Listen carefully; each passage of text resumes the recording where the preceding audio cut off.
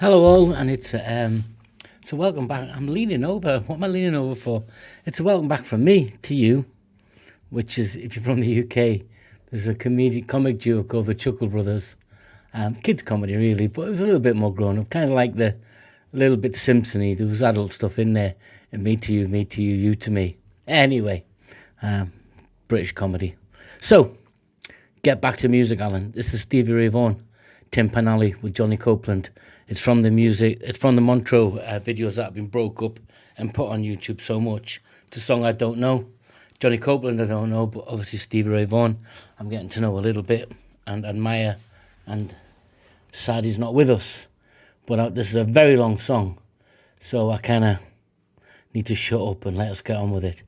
Stevie Ray Vaughan, Johnny Copeland, Tin Pan Alley. My first time.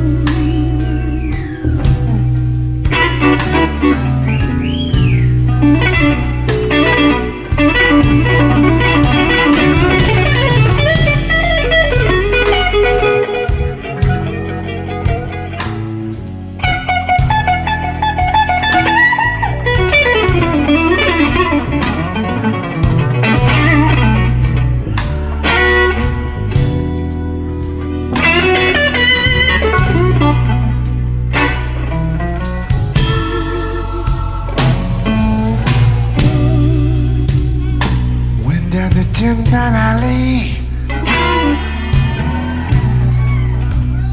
see what was going on. Things was too hot down there, couldn't stay very long. Hey, hey, hey.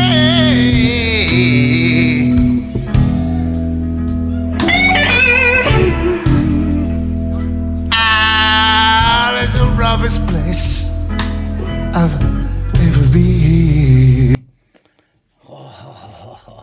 Where do you start? You put on some blues and you know what you're going to get. It's like that. It's like sliding into that place you know is comfortable. Those memories that you know. When you're daydreaming and you go, yeah, that's where I was in 2019 or 1981 or wherever it was. And you search for the soundtrack. And the thing with the blues is it can either be a good place or it can be a place where you're glad you're not there anymore. But it always puts you in a good place. And the minute I hear and watch him go on stage and his whole attitude as a blues man, you know, from his attire to the opening, you can hear that bass line going through. So it's going to be 12 bars. Yeah, that's going to keep the tempo. And it sounds complicated because it is. At the beginning, he's talking to that. I'm assuming that's Johnny Copeland. I think they're bouncing off what the key is going to be and what the root note's going to be, so they can play around that. But you get into a song, Tim Pan Alley, and there's more. We'll talk about what Tim Pan Alley is, what this song can be, but let's just enjoy it a bit more. Why not? Stevie Ray Vaughan, right?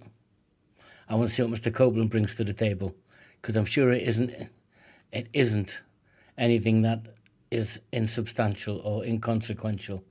Let's find out.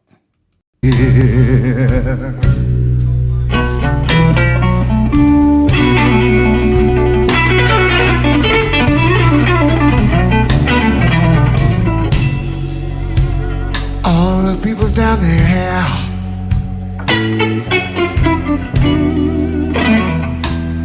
Lord, you're living for the whiskey.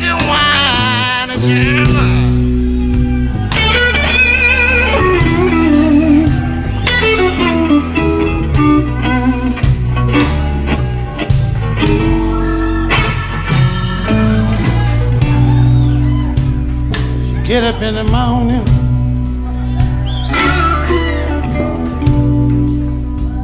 before the break of day, before she can wash her face and hands, you know she ready to go away, yeah. Hey, hey, hey, because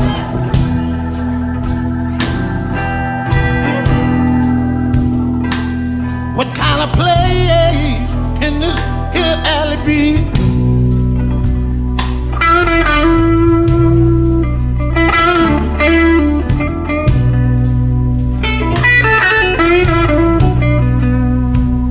Well, not every woman I get, y'all. Every woman I get, you know, this alley takes her away from me.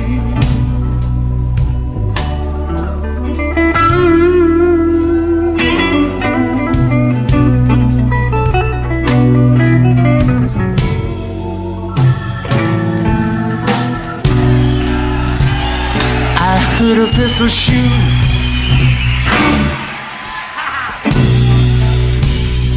Yeah, it was a 44. Somebody killed a crap shooter cause he didn't shake, run and roll. Hey. Hey, hey, hey.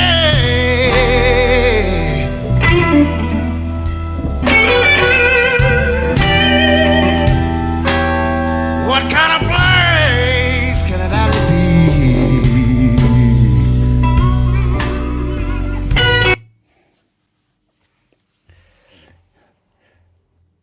What Johnny Copeland give there is beautiful. Don't know much about him, guys. Tell me more, please.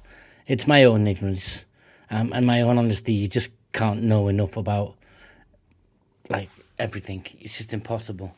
But what I do feel is the two musicians telling a story, both making their vocal cords sing. It's very much in that 1950s Chicago blues, sort of Howlin' Wolf, Muddy Waters genre, inspired with that more punch from the guitar as opposed to that Delta blues rhythm.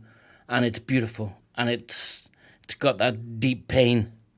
And their expression, the way they're singing it, it's bringing you into the story of Tin Pan Alley, which I suspect can be taken both ways, but we'll talk about that at the end, guys. I see this as a double-edged song, but I just want to enjoy the music some more, the playing, you know, and give reference to the band as a whole when it's playing together as one. It's beautiful, absolutely stunning.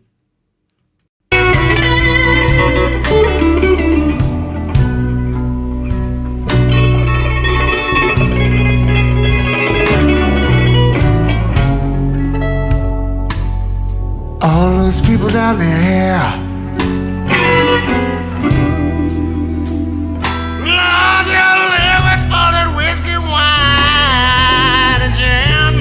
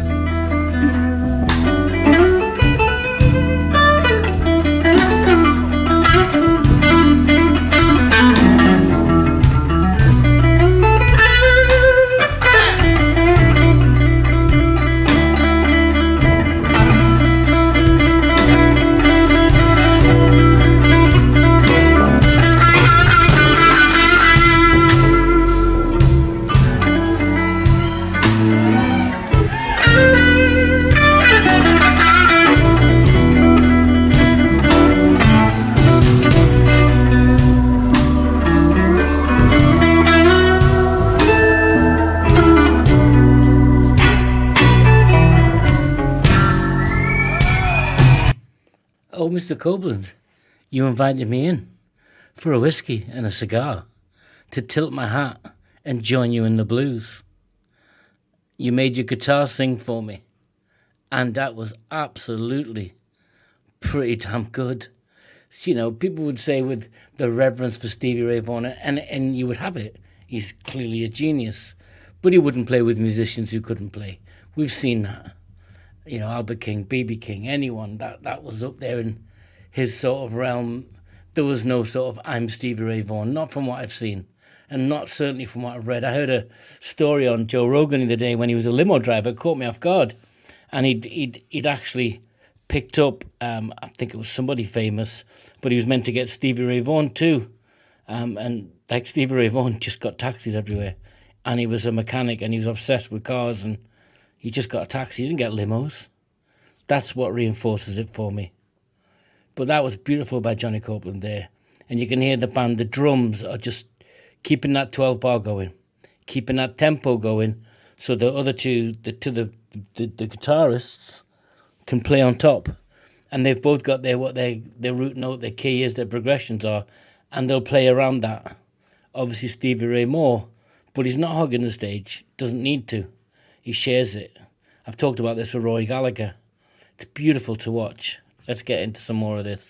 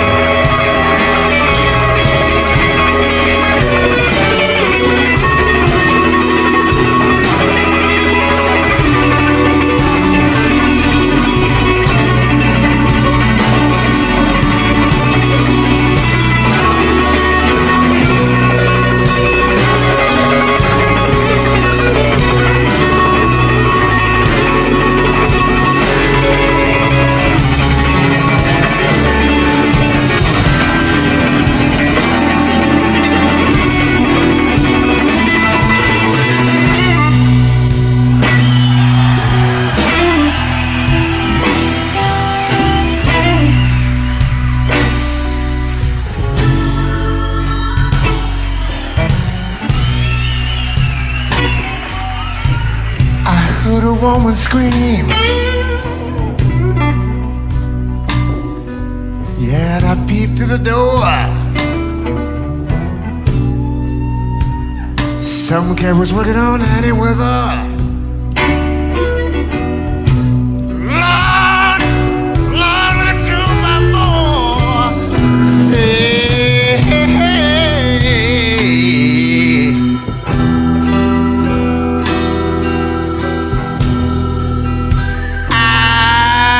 The roughest place ever been.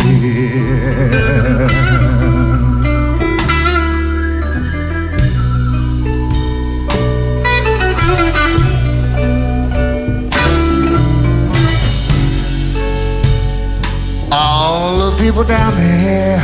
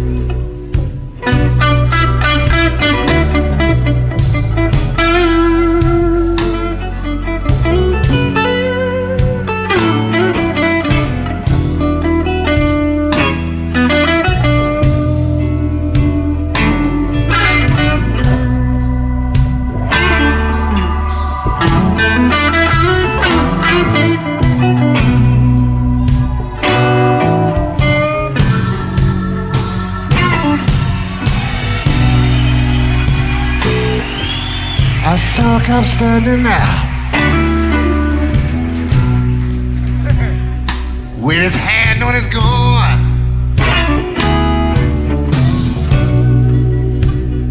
Said this is a red boys now.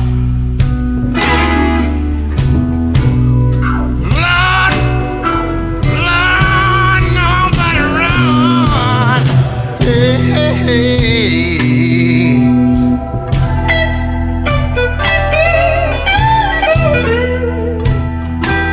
Ah, it's the roughest place I've ever been.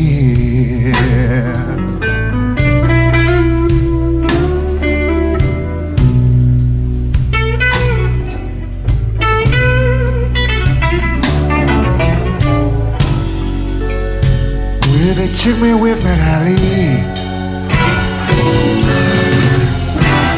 Lord, it took me right back to the prayer.